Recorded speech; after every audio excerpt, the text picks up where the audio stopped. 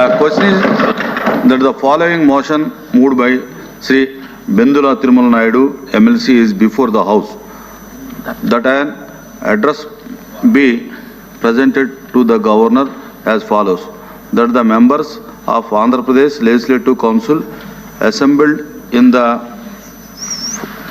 45th session of Andhra Pradesh Legislative Council are deeply grateful to the Governor for the address which he has been pleased to deliver to the Legislative Council on 22/7/2024. Those who are for the motion, please say aye. Those who are against, please say no. Ayes have it. Ayes have it. The motion is adopted by the House.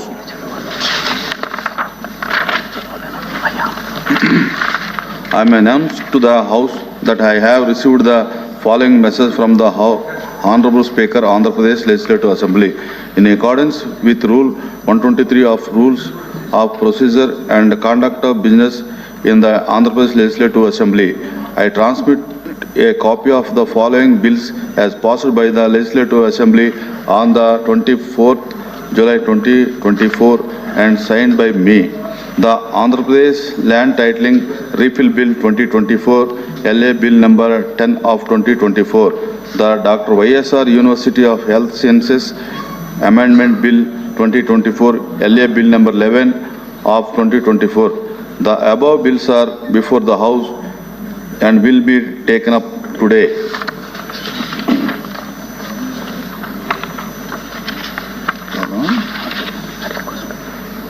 I request the Minister for Revenue, Registration and Stamps to move the motion for taking into consideration of the Andhra Pradesh Land Titling Refill Bill 2024.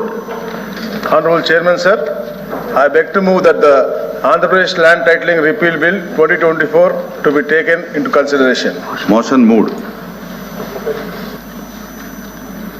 Adhyaksha, Anadiga Adhyaksha, మనమందరం కూడా ఈ సమాజంలో భూమాతగా నేల తల్లిగా ఈ భూమిని మనం భావిస్తాం అధ్యక్ష. మన సంస్కృతిలో అధ్యక్ష కేవలం ఆస్తి కాదు అధ్యక్ష, అదొక అనుబంధం అధ్యక్ష.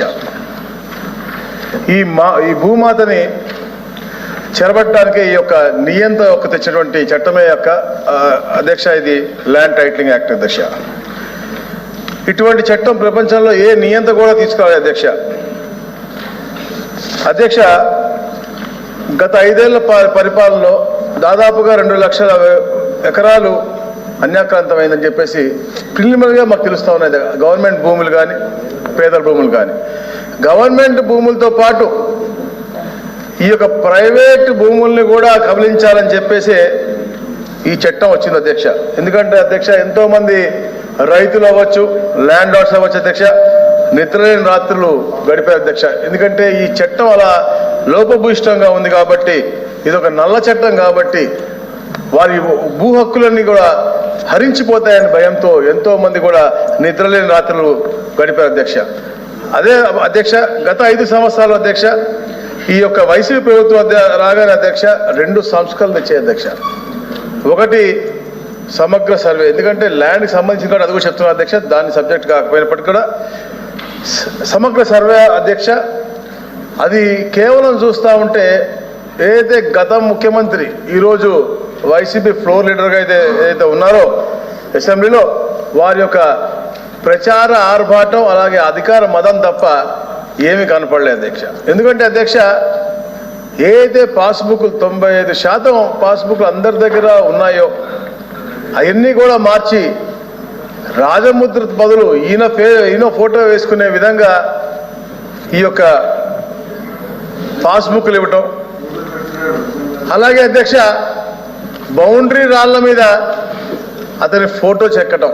అంటే కొన్ని ఊరో చెక్కిన తర్వాత ఎవరు చెప్పినట్టున్నా దిష్టి బొమ్మల్లాగా ఉన్నాయి, దిష్టి బొమ్మలకి అర్ధనగ్నంగా పెడతారు కాబట్టి అతని ఫోటో అర్ధనగ్నంగా చూడలేమని చెప్పేసి మొత్తానికి అయితే మొత్తం అవి మార్చేసి కేవలం ఆయన పేరు పెట్టడం జరిగింది అధ్యక్ష. ఆ దాదాపుగా 642 కోట్ల రూపాయలు వృధా చేసే విధంగా దాంతో ఎన్నో మంచి కార్యక్రమాలు చేయొచ్చు.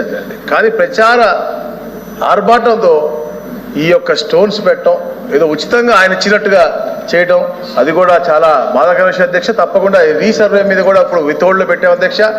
దానిపైన కూడా గౌరవ ముఖ్యమంత్రి గారు పూర్తిగా రివ్యూ చేసి గ్రామ స్థాయిలో ఉన్న ఇబ్బందులన్నీ కూడా సాల్వ్ చేసిన తర్వాత దాన్ని మెరుగ్గా ఎలా సేవ చేయగలమో దానికి కూడా చూస్తారు అధ్యక్ష.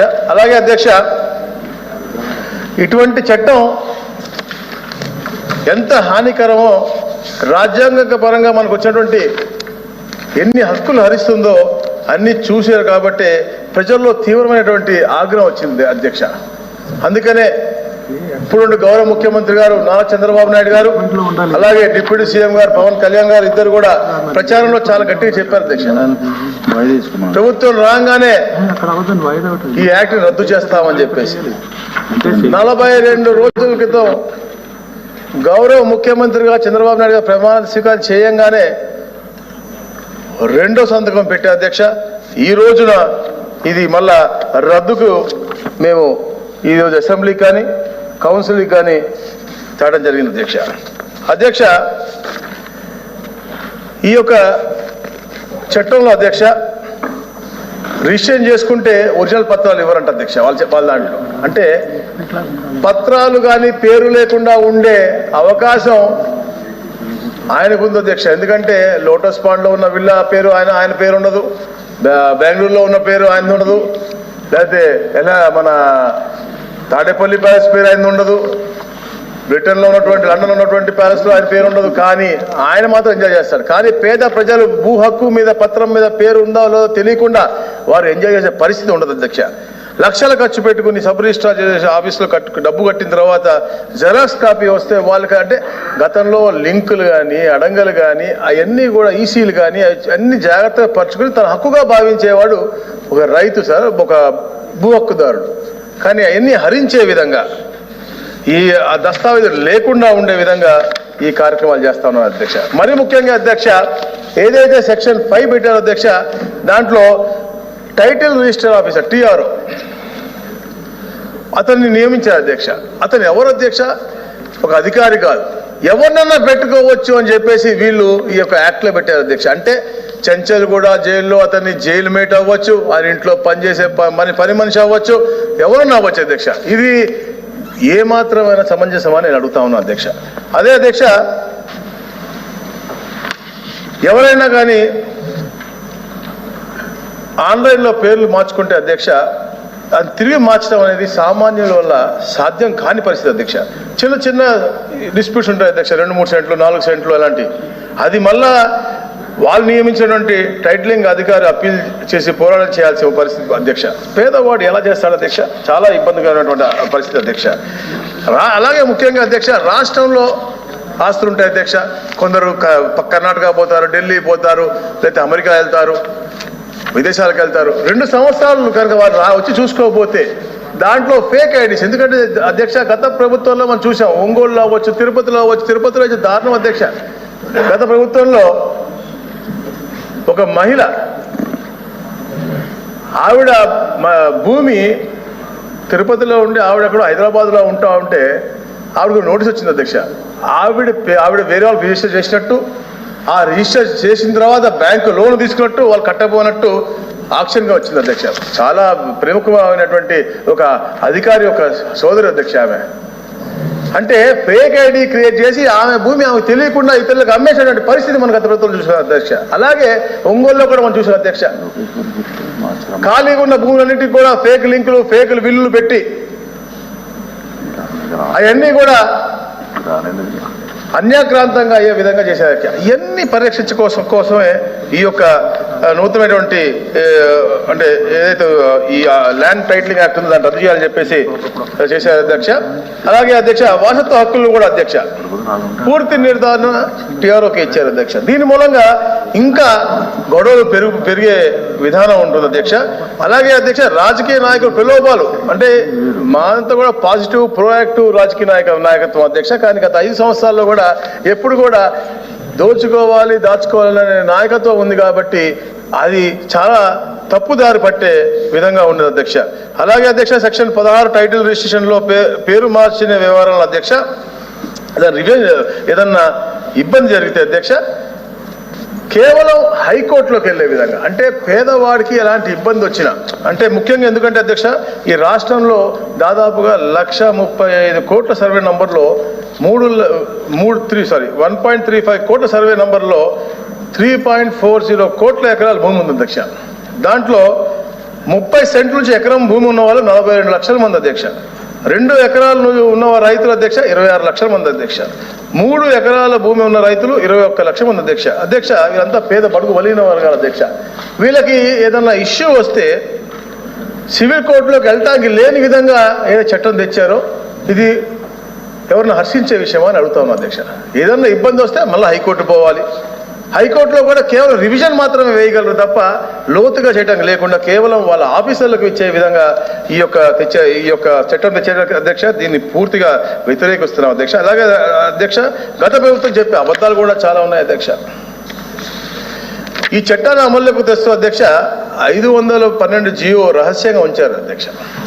పైగా ఇంకా చట్టం ఇంకా కాలేదు అని చెప్పేసి గతంలో అబద్ధాలు చెప్పారు అధ్యక్ష. కానీ రాష్ట్రంలో అధ్యక్ష అక్టోబర్ 31, 2023 నాటికి ఈ చట్టం తీసుకురావటం, దాని తర్వాత వీళ్ళకి అథారిటీ ఏర్పాటు చేయటం, కమిషన్ నియమిస్తూ కూడా 2023 డిసెంబర్ 29 ఉత్తర్వులు ఇచ్చారు అధ్యక్ష. అంటే అన్ని అబద్ధాల పునాది ఉన్నటువంటి పార్టీ ఈ యొక్క వైసీపీ పార్టీ కాబట్టి ఎప్పుడు చూసినా కూడా ప్రజలకు చెప్పినప్పుడు ప్రజల సంక్షేమం చెడు చేయరు, ఈ మాత్రం అబద్ధాలు మాత్రం నిండుగా చెప్తారు అధ్యక్ష.